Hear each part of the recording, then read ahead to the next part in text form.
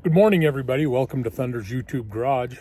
I'm Paul, but my friends call me Thunder, and you can too. I know it's been a minute since I posted a video. It seems like they get fewer and farther between, and well, that's because they have been. And this is the reason that I am about the world's worst YouTuber. I get out here. It hasn't been that I haven't been doing any work on the Jeep, but I get out and I get doing something and I just forget to film it. And anyway, so you guys don't get to see it, and I apologize. But as you saw from the video, I did get Alice running, and she's not perfect. She's got a few problems, and we're going to go over those today. There's a few things I still need to do to it, and you know, but it is running and driving. So let's go ahead and get started.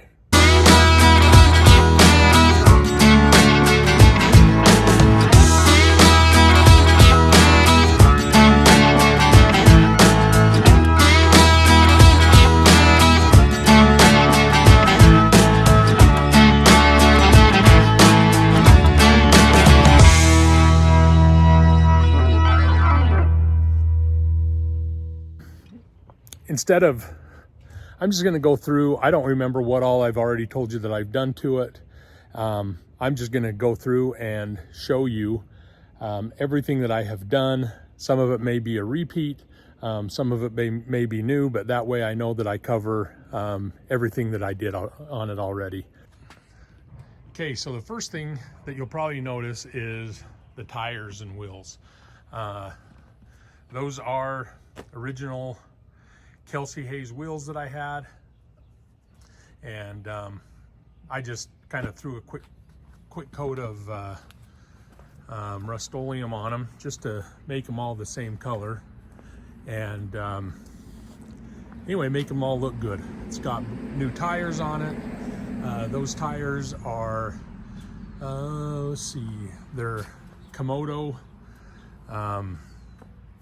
tires, and they're a radial tire, which helps a lot where this Jeep, the steering's kind of loose on these old Jeeps anyway, and the bias ply tires just follow the road, so I wanted to go with a radial tire, which makes a huge difference when you're driving down the road, because you can actually point the Jeep where you want it to go and it'll go, instead of following ruts like what happened with a bias ply tire. So it's got the new tires, the painted rims.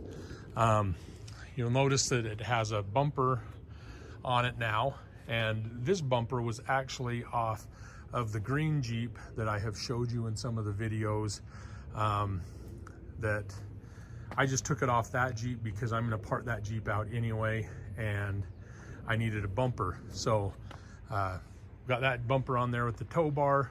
I had to I had to drill that hole in the front so that it goes through and matches the hole in the rear bumper, because they made this bumper just from the original bumper, which is back here, and then they welded a piece of channel on the front, made it a pretty beefy bumper. And but on the original bumper, it has a hole there so you can stick a ratchet with an extension through up to the pulley, the crank pulley, and time it, or excuse me, not time it, adjust the valves. And this engine needed the valves adjusted pretty bad. So my son Zach came out, he adjusted the valves on it, and it runs so much better. Before, when you'd start it up, you could hear the valves clacking and clanking in there, and by adjusting those and you know, gapping the push rods and the lifters on there, it sounds so much better. So that's something else we did. It's got the new Solex carburetor on it. I do have the original carburetor. I'm going to have it rebuilt because I want to put the original carburetor on it. I've added the, go this way, the sun's coming out. I've added the inline fuel filter. which is one of these glass bowl fuel filters, has the pumice stone in there. I put that on there. I just think they're really cool. I wanted a fuel filter before it went into the carburetor just to help filter out some of that. We added an alternator to it, took off the old generator, changed motor mounts, added a ground strap. I think I covered that in another video, maybe not. And we actually put a new starter motor in it. The original one that came with this, the gears were all chewed up on it, and it wouldn't engage with the flywheel. It worked a couple times, but then I think one of the teeth or a couple of the teeth must have been broken, and so another time when we tried starting it, we just heard a terrible grinding in there. When we pulled it off, all of the teeth were gone off the Bendix, and so I'm going to have to get this stuff and rebuild that starter motor. But anyway, this is a starter motor off of this is for a Land Cruiser. I think it's from a 65 to 1982 Land Cruiser, and it fits in there. You have to modify the mounting holes a little bit. I just drilled them out to a 9/16, and that gave it enough tolerance in there, or enough leeway that I could put the other bolts, the mounting bolts, to mount it to this Jeep. But it has the same tooth. It's 9 teeth on that starter, and it meshes perfect with the flywheel on that. Plus it's a modern starter motor, and boy, it really turns this thing a lot faster than the original one did. I put in a electronic ignition unit. I got rid of the points. I just don't like messing around with them, and so I just took out the points and the all of that stuff and put in the electronic ignition. It's got a new coil. Let's see, anything else on this side? Yeah, we redid all of the wiring. The electronics has all brand new, a new wiring harness that I got from Kaiser Willys, made specifically for this Jeep. It's got the lenses for the marker lights, came off my parts Jeep. Headlights, new belt. I took out the heater that was in here. Let's see, I think that might be everything under the hood that we've done that I can think of. I probably forgot something. Has a new fuel tank. So the fuel tank on it was a good fuel tank, but it was a little bit rusty inside and had some crud. And actually when we started it up, man, it was running really good, but it sucked some stuff through the fuel system, got jammed up in the fuel line, and I just wanted to clean that tank out. So I hurried and just threw this tank in because I had it. It's a brand new tank, and it fit in there good. I think I'm just gonna leave that one in there. I'll clean the other tank and I'll use it on the Navy Jeep. So it has new fuel lines going to it, has new brakes all the way around. By the way, I am also going to do a front disc brake conversion on this. The brakes on this aren't horrible. It does have drum brakes all around, and I mean, you kind of have to stand on a little bit to get it to stop. Now, it's a lot better now than it was when we first got it to run, because those shoes have set in a little bit, kind of seated into the drums, and I think it has a lot more surface now, and so it doesn't stop horrible. I just would like the disc brakes on it just for the ease of changing them, and yeah, just for better, I guess, reliability on the brakes. They don't heat up as bad as the shoes do. The seats are bolted in. Back seat, we had to we mounted that in permanent. There wasn't any holes in it. We put some 3/8 inch flat bar underneath the body that we bolted the seats into. So that rear seat is mounted in there good and solid. It's not going to come out. It would take something pretty hard to get it out. The rest of the seats are just mounted the way that they originally were. The glove box, it didn't have a box on the inside. I actually went and bought a 50 caliber ammo box from Harbor Freight and fitted in there to be the glove box, and it almost fit perfect. I mean, it's got a little bit of a gap down under here, but it's screwed in on the sides and on the top. I don't have anything down here. I'll probably stuff something back in there just to try to keep stuff from getting under the lip. So I've got a glove box now. I couldn't find the right button for it, so I just bought a button off of Amazon and fixed it in there so the glove box will lock. The windshield, this isn't the windshield I'm going to use. The original windshield for this is the Safari windshield, which is the split window, and it also folds out from the bottom, or tilts out, and it'll vent out the front. And that one has some issues that I need to work out on it, and so eventually I'm going to put that windshield on. I just need to repair it better. And I think that pretty well covers what I've done. All of the gauges work except the speedometer. Now, I tested that speedometer last winter, and I know that it works. I think it just has a bad speedometer cable, and I haven't changed it. So that's something I need to do. Oh, the Spartan turn signal. This unit is one that I've had, and I just went through and cleaned it out on the inside, cleaned all the electrical contacts, and it works perfect now. Put new tail lights on, and I added the ball hitch to it. Put new tailgate chains on, and these are some out of India. They look okay. I actually just wanted the sleeves because I have the original chains that I can put on here, but the sleeves and the chains cost the same amount. So I just bought the whole thing, but I still think I'm going to change them out because the original hooks on these kind of are turned a little bit, which isn't a big deal. That works fine, but I think it just looks the part better. So I'm going to change those, and I need to wire in the trailer lights.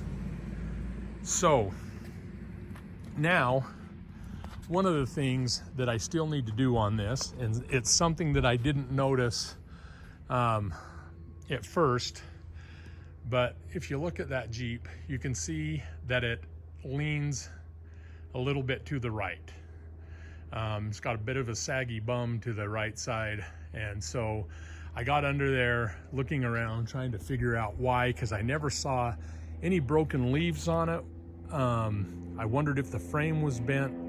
As far as I can tell, the frame is straight, but I do have the leaf spring on that side is bent after further investigating it. So my next order of business on this is to go out in the backyard, out to Margot here. Margot, I've mentioned before, is going to get parted out, but Margot she sits flat, and so I need to come out here, and I'm going to drop the rear end out of that and take the leaf springs off of it and use those on Alice. They should fit, they should all be the same, and that should solve the leaning problem that I have. At some point I'm going to take this cab off.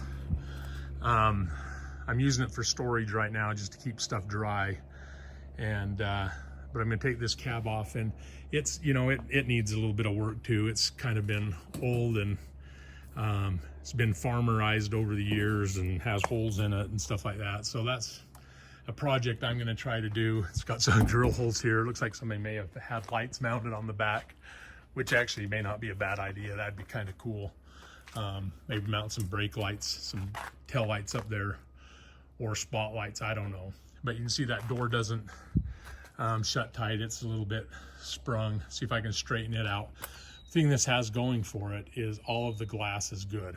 And so, not that it would be too hard to replace because it's all flat. But anyway, this top is a top that I want to use.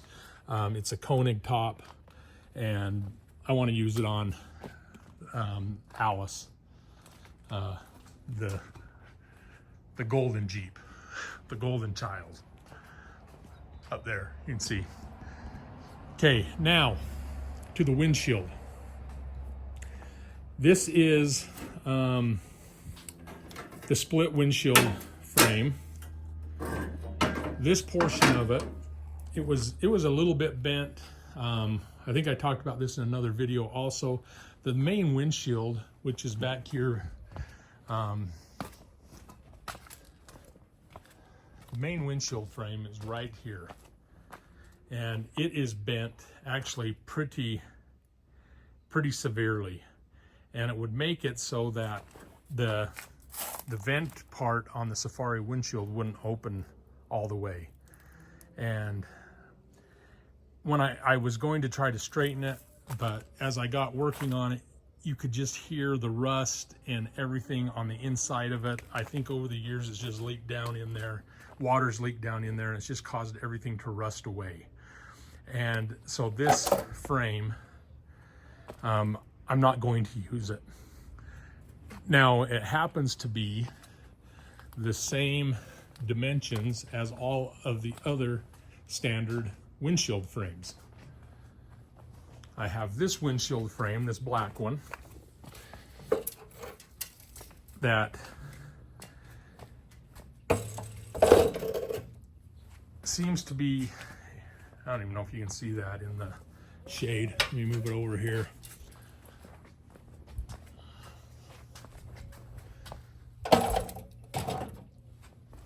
This windshield frame seems to be in a lot better condition than the other one. There is a few spots of concern. Right up along here on the top, there is some rust in there that I'm going to have to address. I don't know what I'm going to do with it, but I am going to use this windshield frame because it is in pretty good condition. I guess I could use the one that is on Alice right now, because it's actually in pretty good shape as well. I just don't want to take the glass out of it. And this is the one I was going to use for the Navy Jeep. And so I think that's still going to be my plan.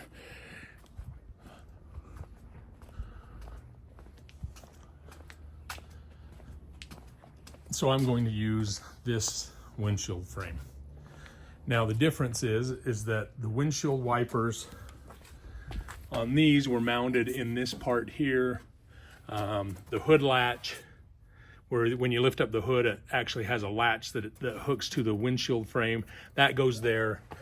I'm gonna have to fill in those holes because all of that stuff is mounted on the tilt part of the Safari windshield. Here's that hook that I was talking about. The wipers go through those holes. This has a manual hand wiper on it, which is what this Jeep would have had on it originally, and I happen to have one on Alice. I have the handle on the inside, and I've got a new wiper blade for it that'll fit on it. So I'm gonna put this wiper on this Navy Jeep as well.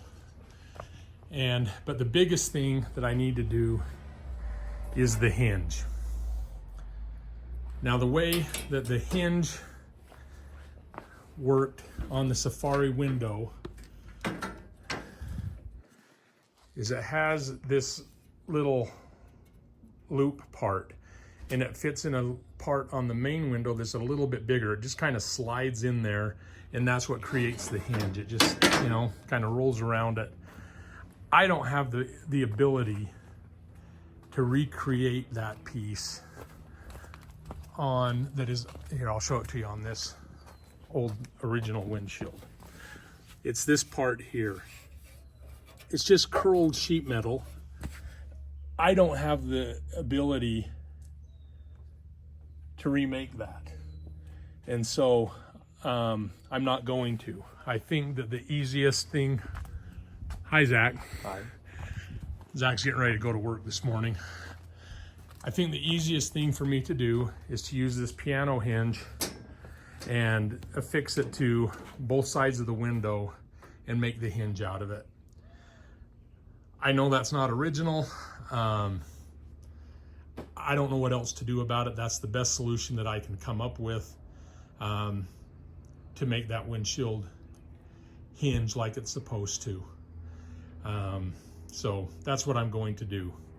I'm going to have to do some measurements, but I'm going to end up cutting off this curl and welding this piano hinge back to this part in the same location, and then using that as the hinge to mount to the other frame.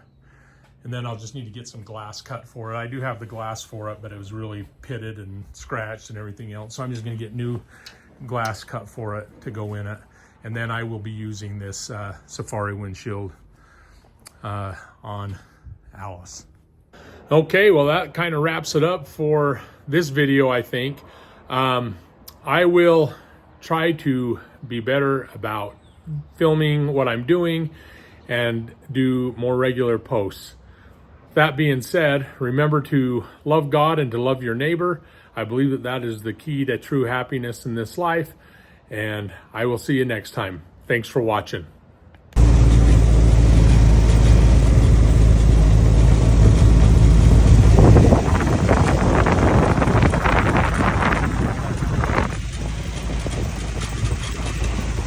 This is Millie's first time ever driving anything. Well, she did drive the go-kart, I guess. And it's a stick shift. And she did it perfect the very first time, and she has done it awesome every time since. And I think she's having a good time, and I don't know whether I'll be able to get her out of the driver's seat now. Nope. Anyway, she is doing a great job.